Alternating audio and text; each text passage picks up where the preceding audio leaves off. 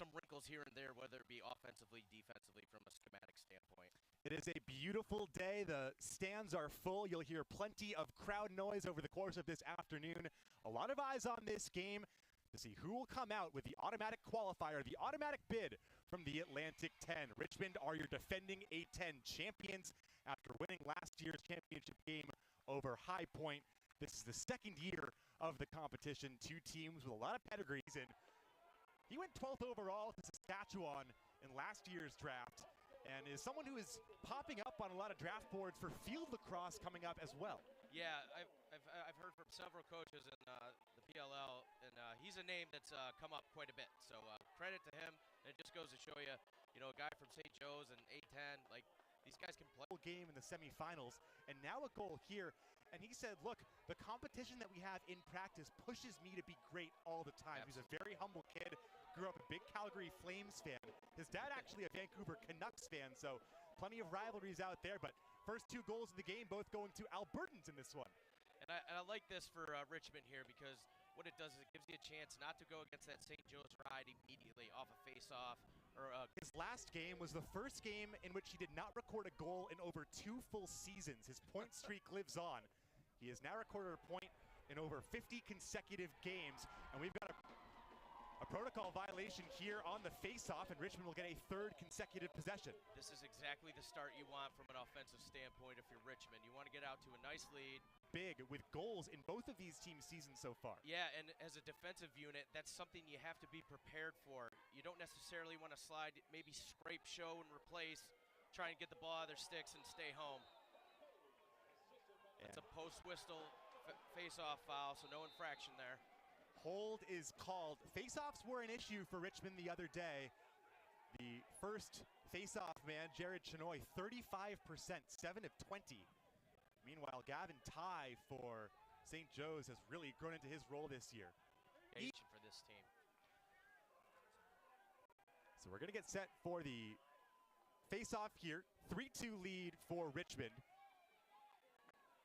A good battle here. How important is it, too, to compete all the way through these face-offs? It's not just one on the initial try. Yeah, your job's not done yet when you pick the ground ball up. As you see here, you're getting pressure from the attack. And now they're getting underneath. They might have something here. But, yeah, your job's not done until the ball's in the offensive end of the field here. Dalton Young going to work. He's got a pole on him. Young had a quieter game than most of his games this year. It's Littlejohn, another man who has gotten some big moments over the course of this season, and it's 4-2. These two teams, again, we showed you earlier, they played a 10-9 game exactly a week ago today down at Robbins Stadium in Richmond. St. Joe's picked up the regular season title. St. Joe's has won 25 consecutive regular season conference games, but last year they were upset by High Point in the opening round. Looking to make amends. Massachusetts kid Aiden O'Neill played about an hour and a half from here down in Marion for Tabor. The Seawolves, a great program in the ISL, and a chance for a quick double at the end. Quick try off the faceoff, goes wide, backed up by the Spiders. It might have been deflected, but that's a fantastic take there. And those guys were fantastic college players and both fantastic professional lacrosse players. And you see them here on the sidelines as college coaches, still successful. Taylor Ray, by the way, the captain of that team. His brother was also there, and Dan Chamati was in. Dodge and create so much. Like, talk about balance in your game. He's got it.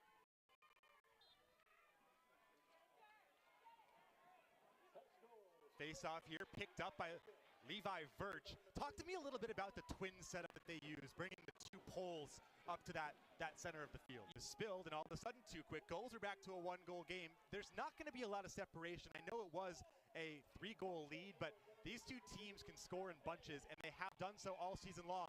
And a ground ball picked up off the face-off by the Hawks. And there's Verch again, who is capable in transition. I mean, I'm pretty sure Verch could play, like, first-line midfield. Keeping it ice cold on a hot day like today. And that is going to be, I believe, the second violation of the half here. Oh, here he is. On Chenoy. Now we're going to get a try from Verch, who bounces it wide. I think he heard us up here. Are you a believer that whenever you get either a face-off goal, a pole goal, that it gives a little bit extra energy to us? Could do one, but, it at an elite level. As you see that list of names right there. Special stuff. Watch right here. Here's Virch. He's going to come away with his ground ball. And here is Levi Virch. He'll drop it off, and now he will retreat. He still wants it. No one's sliding to him. Now he'll take the sub.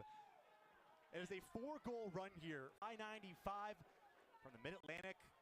Carter Page having himself a tremendous afternoon so far. Faceoffs are now 8-5 in favor of the Hawks, make it 9-5 after an early 4-2 advantage in that category for Richmond. Mr. Virch collecting another GB. Anderson doesn't see him coming out of the box. Great play by Richmond. Talked about those short stick D middies. Looking to end a 5-goal possession. And a little conduct. Both wiped out by the goal. Really want to avoid non-releasables in a game like this. I mean, you want to avoid them all the time, but in a game of runs and a series that has been decided by runs too, you just don't want to give them chances to either team to go on chances for more than one at a time on the EMO. Right, I mean, you're talking about two great offensive units and like top attacking players to really hone their skills against what they think is their first defensive unit. And of course, on the other side, Coach Ray said they know what's on the line and they bring it all the time. And we are underway here in half number 2. The Spiders with Jared Chenoy picking up the opening face-off. 1 goal will tie it here for the Richmond Spiders. That's great wing play there after the face-off. You saw him turn the midfielder from Richmond back into the pressure, allowing St. Joe's to get into their ride. Vigu finds Young, who is caught between two minds, passing and shooting. Virch chops it away, but the ground ball picked up by Olsen, and Virch recovers. Relentless pressure. And now here come the Spiders with Bomer. And we talked about it earlier, your job's... Anderson now 7 goals over the course of the tournament. And a face-off win for Jared Chenoy. He's coming forward with speed. Bounce pass, a little bit too hot to handle. And that's how you want to beat it, right? But I think he should go across his face to the, I believe it was Dalton Young on the other side there. And here come the Spiders. Pull try, pull save by Vigu. Oh, little action afterwards. And a collision of bodies there on the far side. Fabian took a shot. He scored against UMass, right? He did. Yeah, on a similar play. It was Bradley there who took that shot. I mean, they all look already alike. An assist earlier today. These guys are all enormous legs, no less. Advantage Spiders. Rather, excuse me, advantage Hawks. We keep going back and forth. I'm losing track. We'll sell you the whole seat, but you're only going to need the edge. Carter Page, baby. Love it. Traditional powerhouses as well. Yeah, you might get 2 Ivies in. You still got a couple bid stealers left out there, but at the end of the day, Nate, to your point, it's nice to control your destiny, win your conference, and secure that automatic bid. Laundry again. Oh, boy, they're going to get Page, I think, on this one. I'm not sure. That was a hard collision here, and Laundry comes out almost immediately. You mentioned it, though, all the way back in the first when we got the interference call, that it sets a standard, and we'll see, yeah, it's the second man in there, I think, that is going to draw the whistle. Yeah, and I don't think they were... The face-off specialist, Tygh, who had 2 years at Maryland, 2 years at UVA, great head coaches who he learned from, and great face-off man who he learned under as well, and he is amongst the NCAA's active leaders in goals, assists, and scoring. His streak lives on, approaching 60 games. Yeah, credit. Second all-time leading scorer in program history, and here come the Spiders. Chenoy bounces it home. Oh, what a beautiful goal! But it's given, and the fans are going wild. Young Buck tarps off up here, firing up the crowd. And from the riding to a broken play to the pinch pop party here, going out the front door. He didn't miss this time. Selling out. That's a huge goal. High to low inside. Turn and break, baby.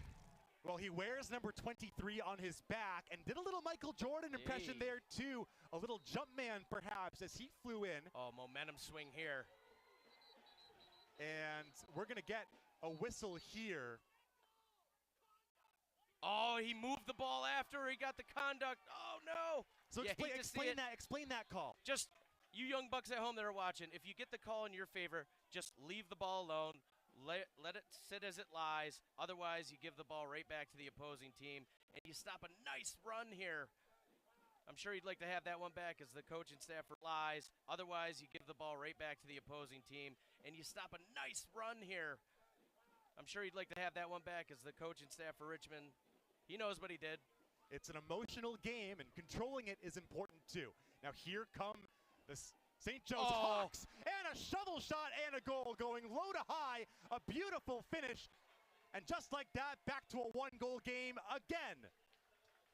Mark Waters checking in. And I thought he had a nice game in the regular season against Richmond. You see him do a little swag drag underneath here, absorb the contact, changing planes. Oh, baby. Drawn some laundry there, too. I think when you get both defenders putting their arms up straight away, like, hey, there's nothing there, don't worry about it. The last thing you want to do is, the hoop and the harm. You don't want to, again, no free possessions. It is now 11-10. It was a 10-9 game after 60 minutes when these teams met last week. St. Joe's picked up the victory there to win their 5th consecutive regular season championship. Jared Chenoy got the last goal, but he has it stripped here. Chenoy, that's his first of the season.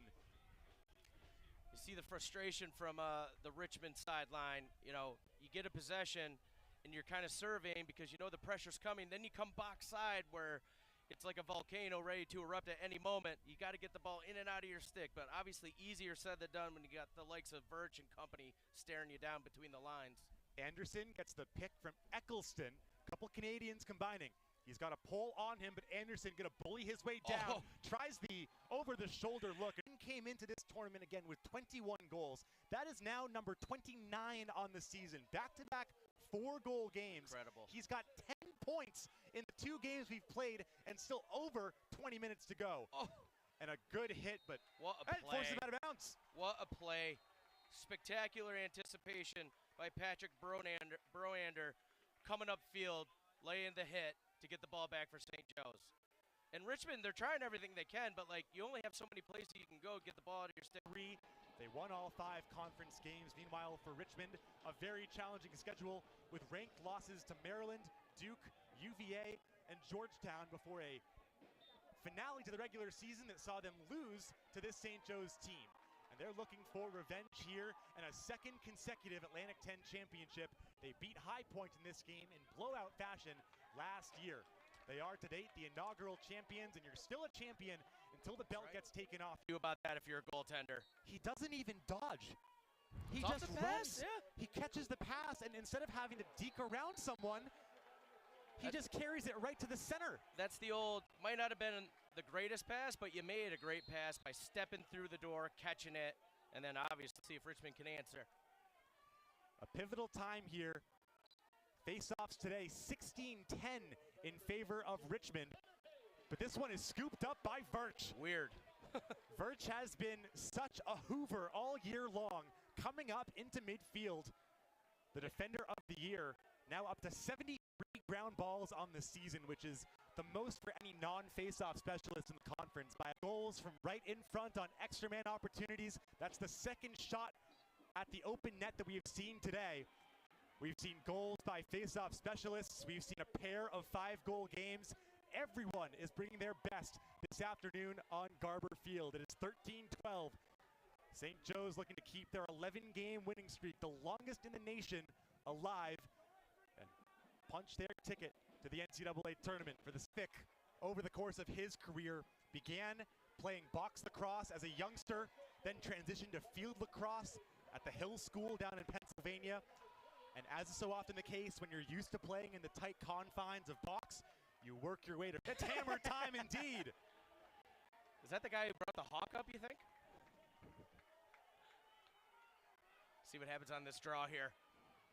1 timeout remaining for the Hawks, 2 for the Spiders. Chenoy chopping for it on the ground. It's loose and it's picked up. Nice check. But Chenoy doing his best to win it back. This effort and it comes insane. out to Anderson. He wants Levi it. Anderson He for wants 7. it. It's 7th heaven for Levi Anderson. And an onslaught from the Hawks. And it's a 4-goal lead. Number 8 after the ground ball scrum. Working his way to the cage. Don't want it. Need it. Check it out. Coming up with some loose cheech. Gets to the middle. Big boy. Bang. Unbelievable. Well done, 8.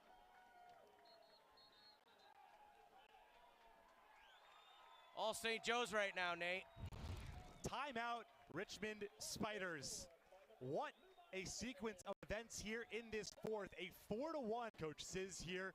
Coach Sizz, who will soon be departing for the greener pastures of Philadelphia, where he'll coach the Water Dogs coming up in the upcoming season. The draft is coming up soon, and before we can get there, we have to go through the NCAA tournament. A couple teams have already punched their ticket. Sacred Heart became the first team to officially do so earlier. It is championship weekend. A number of other teams mathematically secure as well. Can St. Joe's be the next? Here's Dalton Young, and a try, and Gross comes up huge. That's that frantic style of play from Gross, as you see. He's springy on his feet. Excellent anticipation. Still believable. It was either him or Murphy. Good patience. Great pass under duress. And Richmond's not going to go away. You're going to get their full tilt, full time for the last 2 minutes and 50 seconds here in this contest. Stranger things have happened, moving with urgency. One timeout left for each team here in the final 2:44. Pass briefly slips out of the hands of Lucas Olson, who has had a tournament. State, New York. Madonna, a goal, 2 assists today, 4 goals, 3 assists the other day. He's a competitor, man. He plays hard. And if I'm building the team, I want a guy like him on my team. Off the face-off, here comes Chenoy. 1 goal already today. Can he make it a pair? Saved by Gross. Saving a Butte, and Mr. Verch coming up. Garberfield sideline. Getting the ball deep in the corner to their attack. Mr. Bomer with clock